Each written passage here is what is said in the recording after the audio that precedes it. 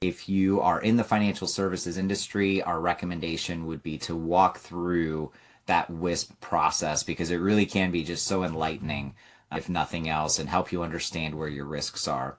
It can also be a trust builder for clients. So if you've gone through all the prep work and you've defined policies for your firm, whether you're a solopreneur or you've got a few helpers on your team, even administrative helpers, if you can say to a client, we've put some thought into how we're going to handle your data.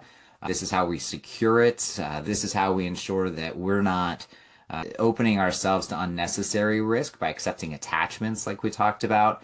That can be a real trust builder and gain some credibility with your clients that you're doing everything that you can to, again, put reasonable protection in place for reasonable risk.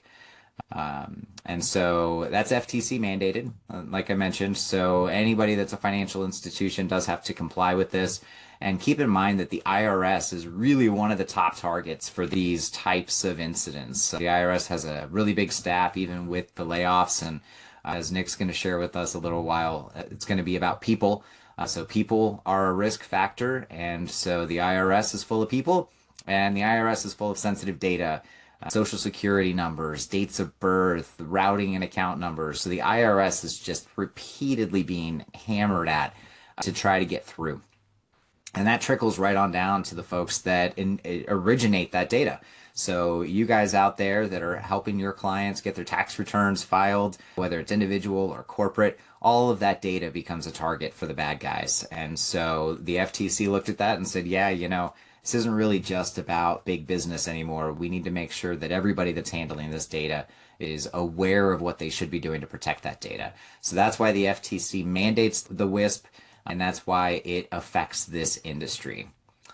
So lots of IRS communication.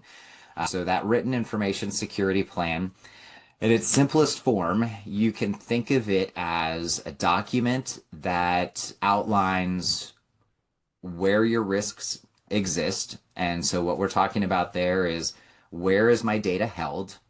Who has access to it?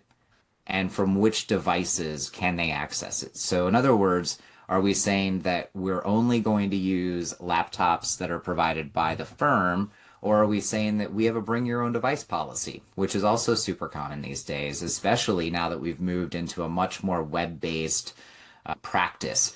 We're seeing almost everything has a software as a service or a web version that's available to it now. QuickBooks, big push to QuickBooks Online, right? Some of you may still be on desktop, and even that may be cloud hosted at this point.